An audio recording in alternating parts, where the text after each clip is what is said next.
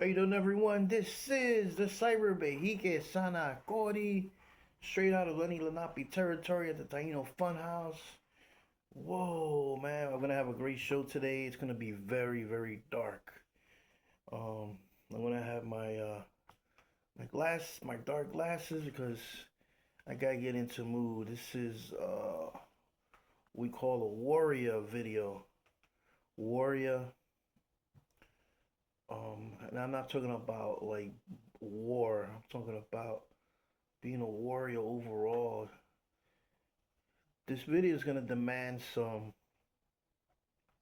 compassion. It's gonna demand some attention. And the thing about compassion is an age-old tool or a weapon that's been used successfully since day one. And I say it's a tool because compassion is something that every day it's a challenge to be compassionate.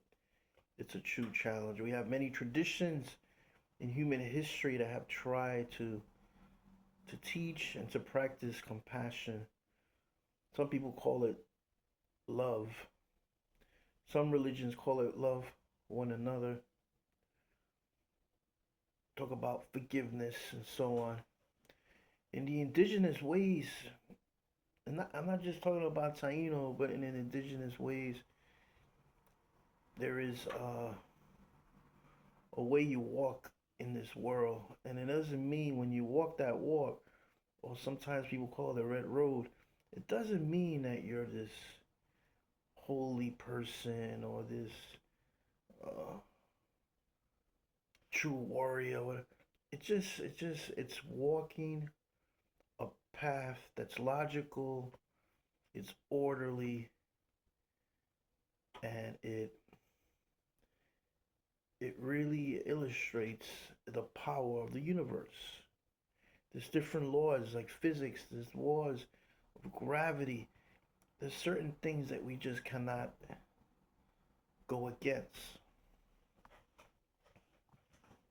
We can't tell our brain to send a message to our lungs so we can breathe. It just happens automatically. So there's this life force energy. And that life force energy we see in Atabe, the circle, it's it's a constant circular motion. There's no beginning, there's no end. Continue motion. Oh, before I forget, I got this good smokes. Gotta smudge myself. This is Palo Santo vapor here.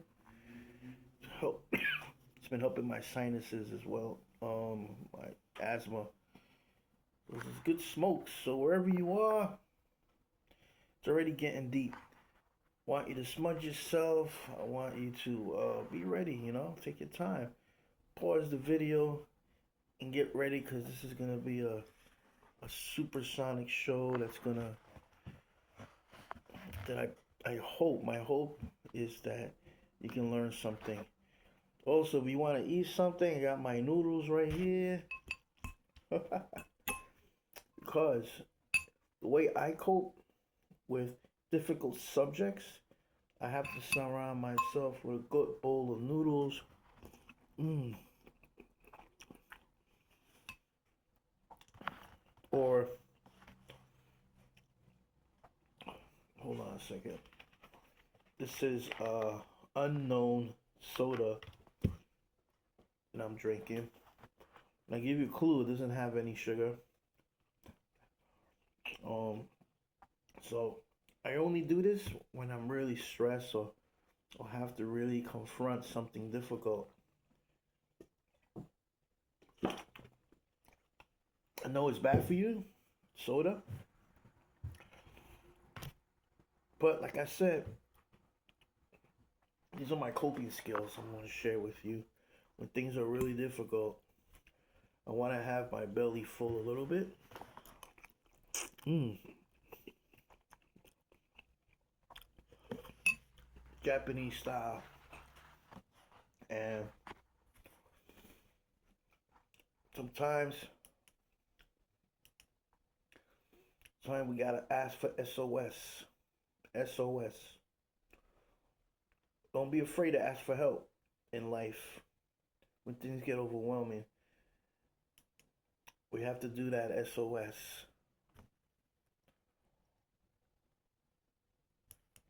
So it's very important. Uh, so today I'm going to speak about some interesting stuff. Hold on a second. I gotta. My belly's still not full. It still has those butterflies rumbling in the stomach. Mm.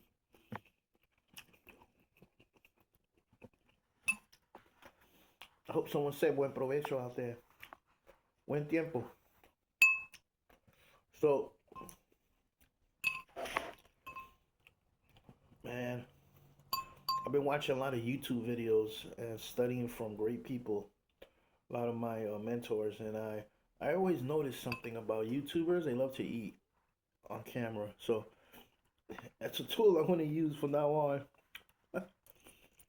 And Sanakori number 2, nowhere to be found. I hear he's back in the Caribbean somewhere. I don't know where. He said something about some jerk chicken. He needs to learn how to make it. So I'm assuming he's in Jamaica. I don't know. But wherever he is, Sanakori number 2, I made some good Japanese noodles here.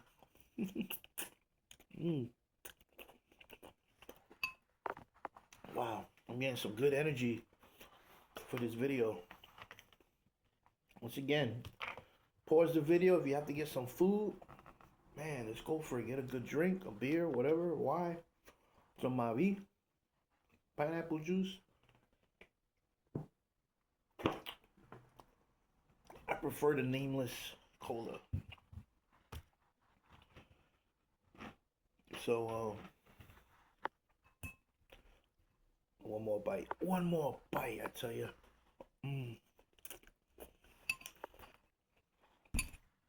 Okay. I think I'm ready.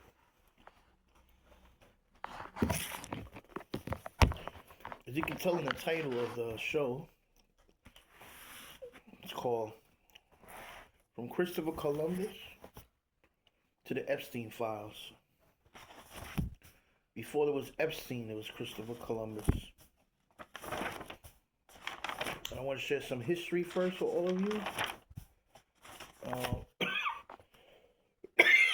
Excuse me. In the other videos, I talk about the great caciques, the great warriors like Guya. Let's go back in time now. Let's go back to Christopher Columbus, 1492. What a lot of people don't understand about Christopher Columbus is that he was put in jail in 1500. The king and queen have received tremendous letters from the priests, from the colonists. A lot of people were complaining about Christopher Columbus, about his also of his brother Bartholomew, and also Diego.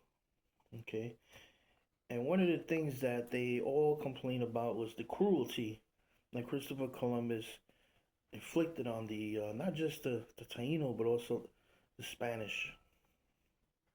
So the king and queen answered these letters, and they sent a court official named Francisco de Bobadilla. So his job was to confront Columbus and launch an investigation. Now there was an incident that was reported to Francisco that was very, very cruel, and it shows the cruelty of Columbus and his brothers. There was a woman. They say historically they said that she was a mix Taino and Indian, and Taino and a Spanish woman. So let's just say she was a Taino woman, and you'll understand here. It was a procession with Diego Colon, and everyone was paying honor, because probably people were fearful that he might retaliate against them. At this point, of this story, Columbus was already cutting ears, he was cutting noses, he was cutting hands of Taino and colonists. If they didn't listen to him, they didn't follow his rules and regulations, or in the Taino case, if they rebel. Terrible. So there was an incident of a woman as Diego is parading in the town in Santo Domingo. This woman confronts him and she tells him, "Your brother, Christopher Columbus, is not a good man. He's an evil man." So she, in front of everyone, she's yelling at him. Now this was probably my understanding. Um, Sometimes we, in modern terms, we call it suicide by police. This one, I think it was like a suicidal. Like she must have some despair where she just couldn't live in that society, and she says, you know what, this will be my last breath. I'm just gonna tell this man that his brother Christopher Columbus is no good. So, what did Diego do? What did he do? What was his response? Many people thought that he will kill her. Oh, excuse me. See, that's why it's not good to eat. They're in a podcast. Sorry about that. I don't know if you guys caught it. Something just flew out my mouth. So here's the thing. Here's the thing. Diego, what he did was he did not kill her. He cut her tongue. And according to the story, they put her on a donkey and they paraded her through the village. And she was probably bleeding out. History repeats itself. You always know in societies and cultures, when certain people speak out, when they share the feelings and the thoughts of the overall people who are afraid to speak out, retaliation will occur. And sometimes it doesn't mean death, it means silencing the rebel, silencing the prophet. Also, part of the cruelties of Christopher Columbus was also he created these gallows in which he will hang any rebel, not just Taino, but Spanish. And got this got the crown very upset. Because at this point, there was still some debate if the Taino indigenous people were animals or if they were humans. We're going to get to that in future videos. But there was evidence, and there was eyewitnesses that Christopher Columbus and his brothers were hanging Spaniards. And that's when people started speaking out. Not just wasn't against the indigenous, but now it's happening to us. Very interesting recent times in Minneapolis, right? 2 people were killed, and they were of white American ethnicity, and that got, the brown people, black people, were all people of color. We're used to getting killed and shot in the streets. We're used to listening to verdicts of acquittal, innocent.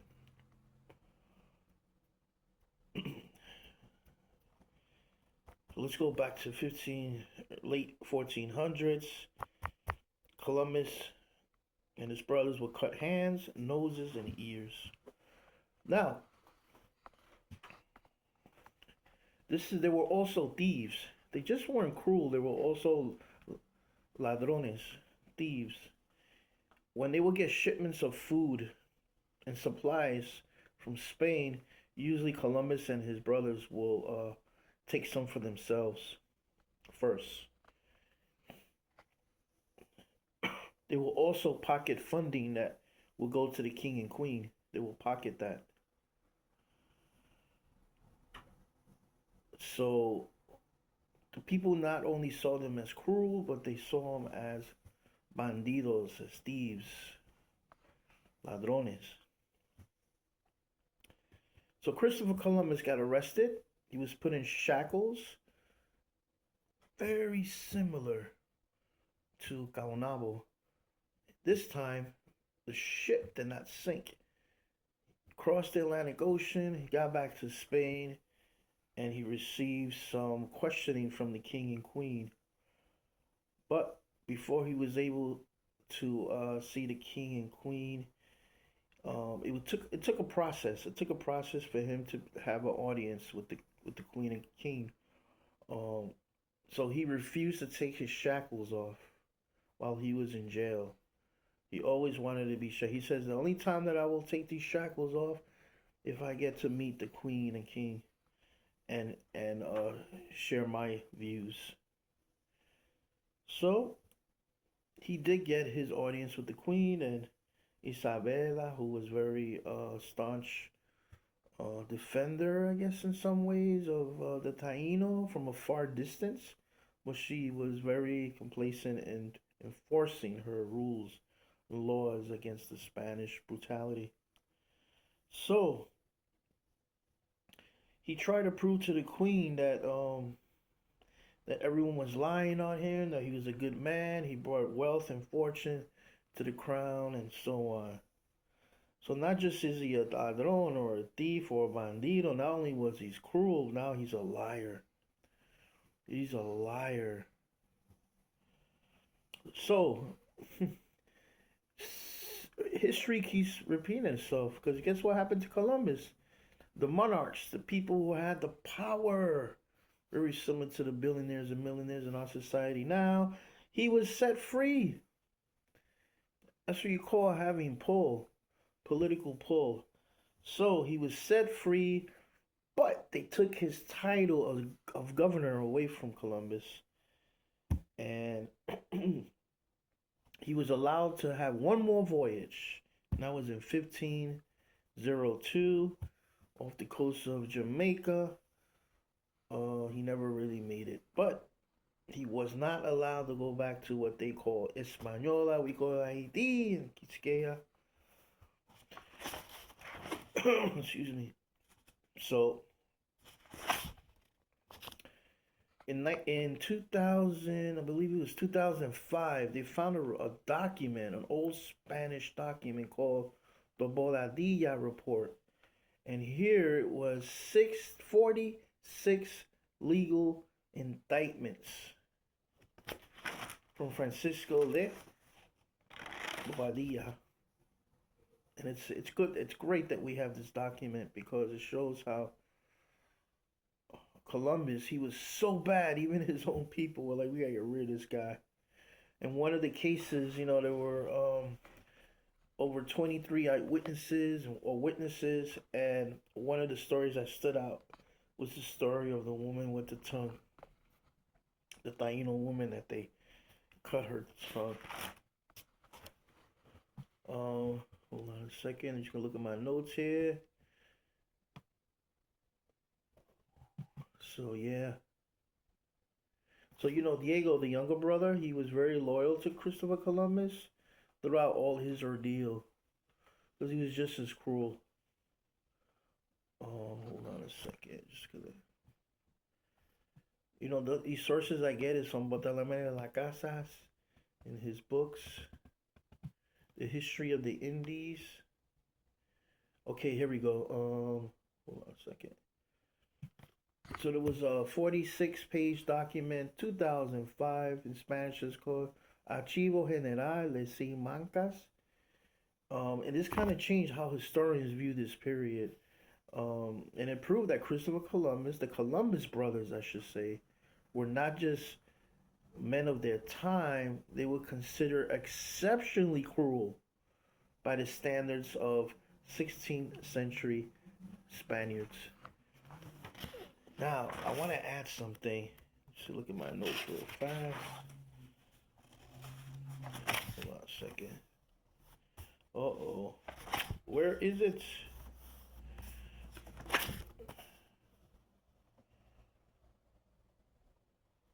Okay, so the title of the YouTube, from Christopher Columbus to Epstein. When Christopher Columbus was in jail, he wrote a letter to one of his friends, Doña Maria. And Doña Maria received a letter in which Columbus was reminiscing. He was reminiscing about how the colonists were making, wealth, money. And one of the things in the letter he wrote was how little girls, 8, 9, 10 year olds, were being sold, open public auctions, and he saw how people were making money, and that made him happy. So, hold on a second. Let me just look at my notes here. Okay, I want to give you an exact quote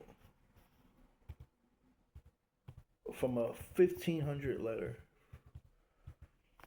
100 castellanos are as easily obtained for a woman as for a farm. And it is very general, and there are plenty of dealers who go about looking for girls. Those from 9 to 10 are now in demand. And for all ages, a good price must be paid. So, being in jail, he's probably thinking of all the times that he raped these poor little girls or whoever he can find. And it's just sick, History repeats itself. This is 1500s. The indigenous people are being disgraced, are being dishonored, the women especially. Now remember, when Cacique Caonabo, when he attacked the fort in La Navidad, the Taino rebelled because the women were being raped. Right? So, in a future video, Cacique Otumanama, he was also outraged how the women and children were being raped, and he led the battle cry to try to get justice for those who could not fight for themselves. The missing and murder, indigenous women and children, boys, girls, men. Again, history repeats itself. And it seems like indigenous people are ones that are in the middle of it. But they're not the only ones. And when a dominant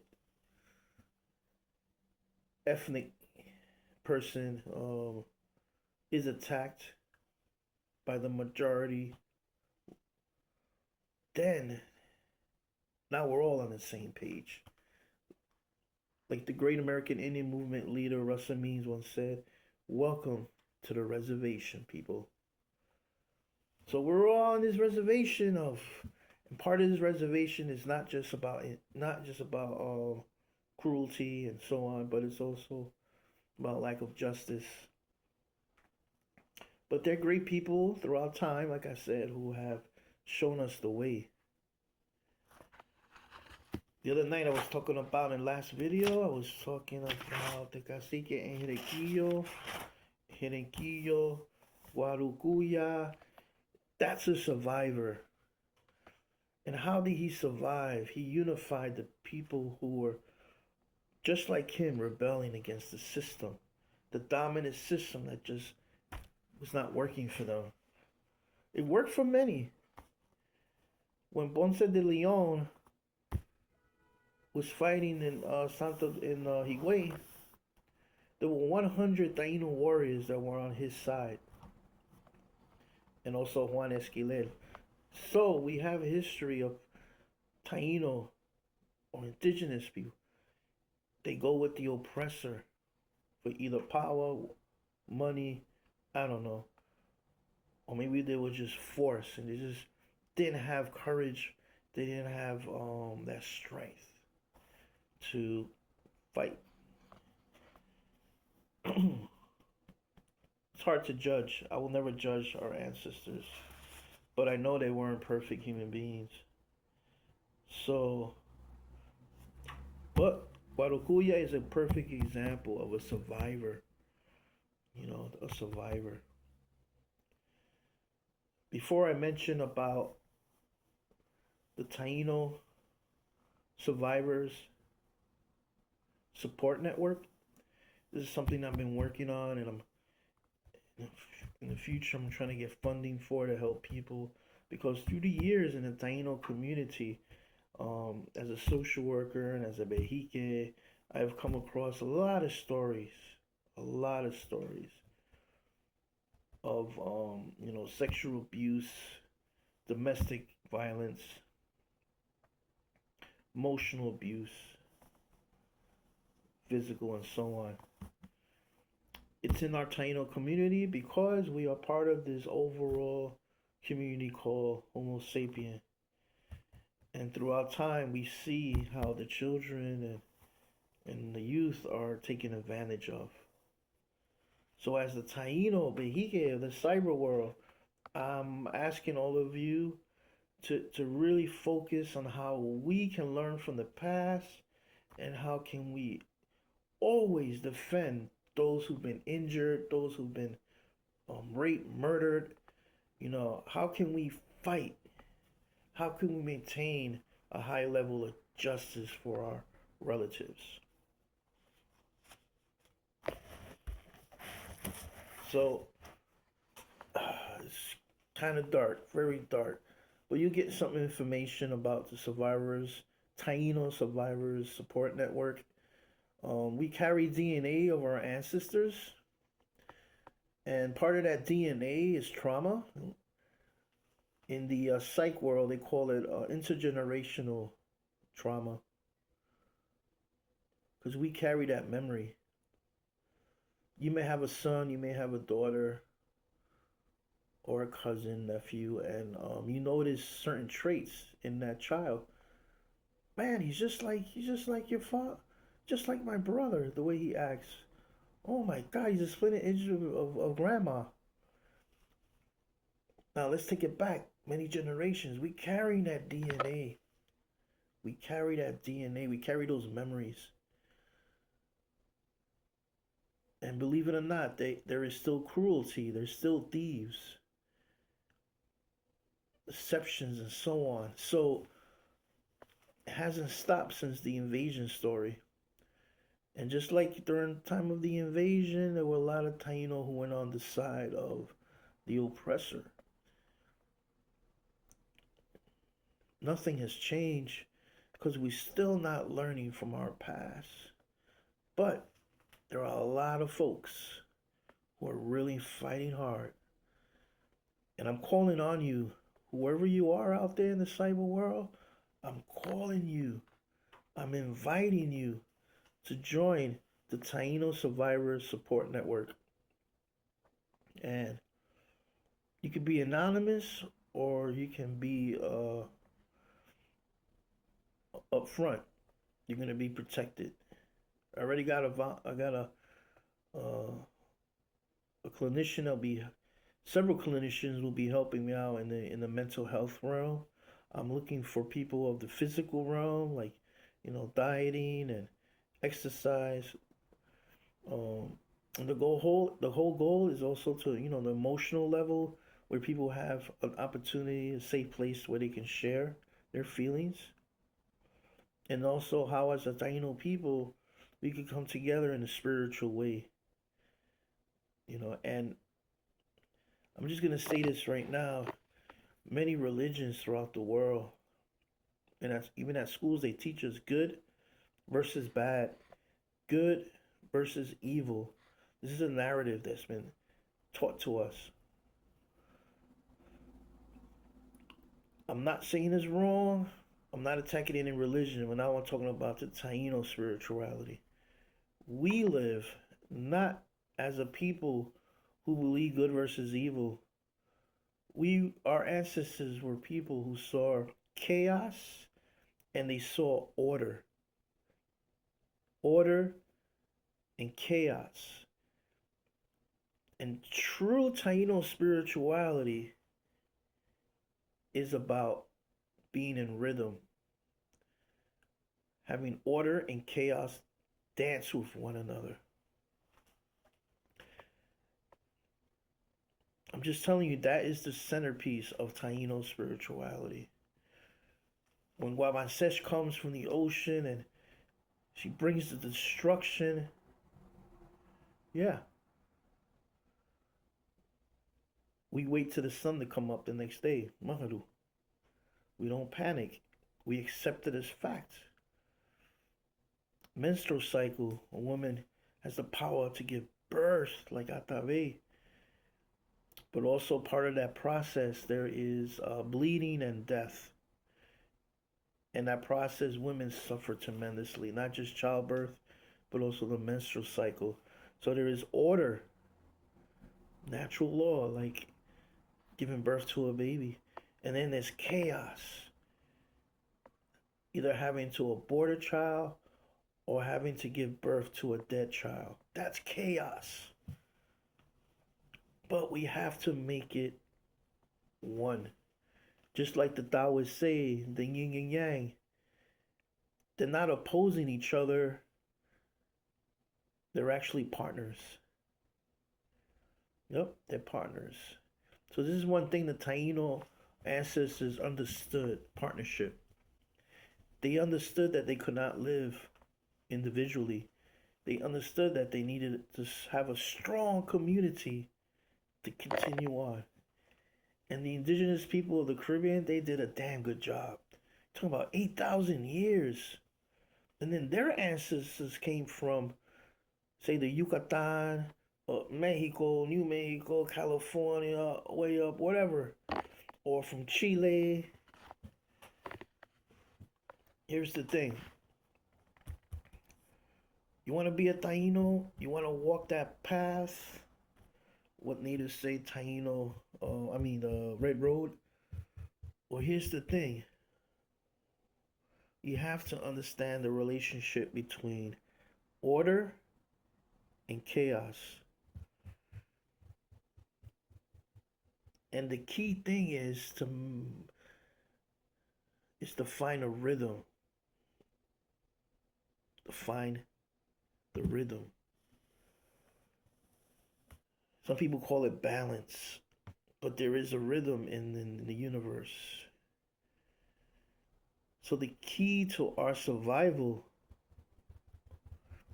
is to live in partnership with others who suffer and who are looking for compassion. So the Taino Survivors Support Network is all about partnership. That's it. And I'm gonna throw a little I'm gonna do a little seed. I want all you guys to hold me accountable. I have some land in New Mexico, and New Mexico is the #1 state in the United States, in the Union, that has the most murdered, missing indigenous people. Now, the land that I have is close to a mountain. And in this mountain, this is where they find the skeletons or a decomposing corpse of these missing children and women. So I have a 2-year plan. I'm dedicating tAiNoFuNhOuSe to this plan. And the plan is on that land in New Mexico, not too far from Belen, we're going to create a community, a partnership of people who want to strengthen one another, to heal, to find a safe space, because maybe they need to leave the dominant society and they need a break. So the tAiNoFuNhOuSe one day will be in New Mexico, but I can't do it alone. I need some partners. And just like the circle, it won't be stagnant.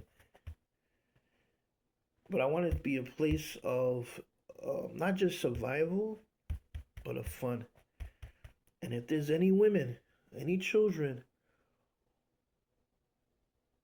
who might be looking for a home, maybe they were able to run away from their captors, from their rapists, captors, and maybe they saw the tAiNoFuNhOuSe way up in the desert, or maybe they heard about it from the internet, a safe house.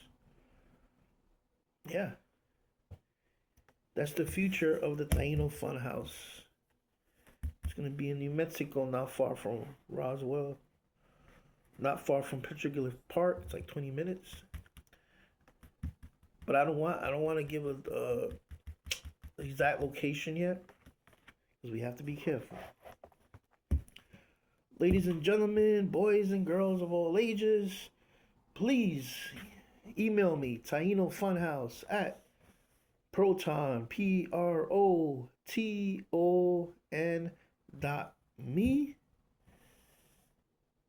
Let me know if you're interested. I got 2 clinicians already. We got the mental health down pat. Now we're looking for some people with the physical realm, spiritual realm, and yeah, some trying times right now with the Epstein files. A lot of people are opening up their eyes and they're understanding that it happened before Columbus, it happened during his time, and it's happening to our time. And I just like to end with this. Losing my voice here. I'm a survivor of sexual abuse. It was public knowledge back in 2015. The Roman Catholic Church admitted that yes, their priests, some of their priests from these victims and witnesses who are now survivors, we got them to admit that yes, they have pedophiles, sexual abusers. So I come from that experience and I can relate to those children who were abused sexually, taking their honor away. So if you are watching this video and you yourself had experience of any kind of abuse, we want to support you. And in supporting you, you will support us, and you will support that child who I pray they got away from their captor, and now they're with us. Put it out in the universe. I just planted a seed, and I don't even know who you are. Many of you I do. Many of you I don't know. So I'm leaving this up to Yaya, the spirit of spirits, Atave, Yokahu. I leave it up to them to pick. If you're not ready, we'll be here for you.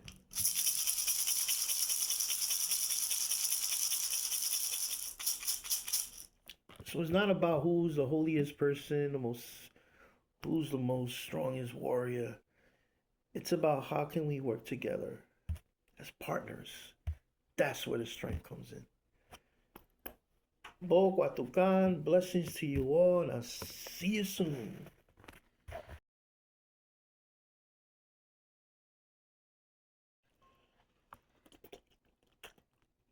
Oh, wait a minute, hold on. I didn't know it was on. I was just thinking right now as I'm eating.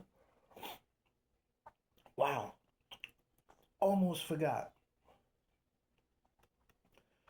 If you haven't experienced any form of abuse in your life, be it sexually abuse, physical, emotional, whatever, remember that you carry the DNA of your ancestors who suffered those kind of abuses, so you carry their memory. Do not be afraid. We're here for you. Ahom. Thank you.